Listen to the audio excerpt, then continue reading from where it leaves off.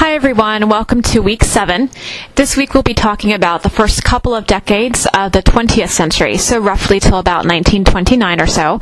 And so that means we'll be talking about the suffrage movement, the culmination of the suffrage movement with the 19th Amendment, the right to vote being granted to women. So that will be part of our conversation.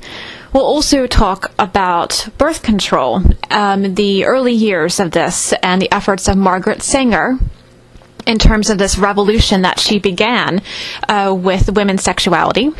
We'll also talk a little bit about the early years of the feminist movement as it sort of gets the early stages in the 1920s.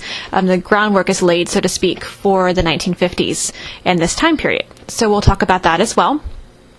We will have a seminar this Wednesday, March 17th, and as always, check out the written transcript at the end of this video welcome so that you can find the specific time for your section.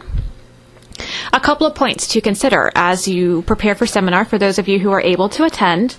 Similar to what I just mentioned, we'll be talking about the changing recognition by women that they are not only have a voice, but they can control their own sexuality, etc. So we'll talk about that in connection to Margaret Sanger's efforts with birth control and her efforts to establish the first clinic, free clinic in New York City in the lower income, the tenement housing area of New York City. So that will also bring in a discussion of immigration from our previous week's conversations.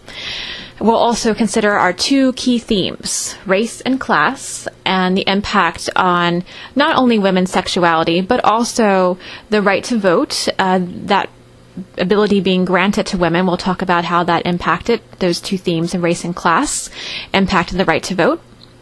And we'll also begin to talk a little bit about advertising and this increasing recognition by companies that women are viable consumers.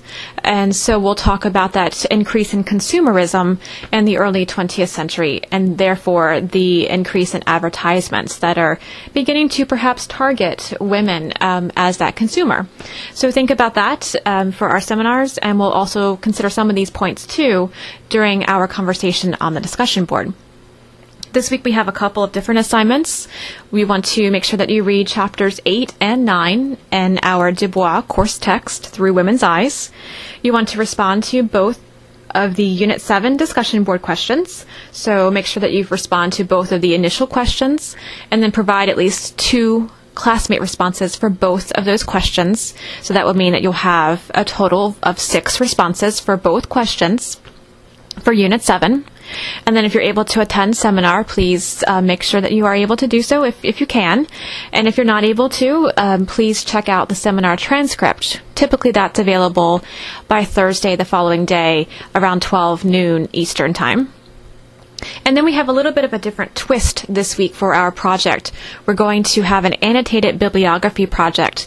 And basically this week it's an ability or an opportunity, I should say, for you to submit your sources that you're working on for the project with an explanation of those sources and how they will benefit your final project research. And we'll talk more about this in seminar. I also have an example in the document sharing section of our course, so please check that out.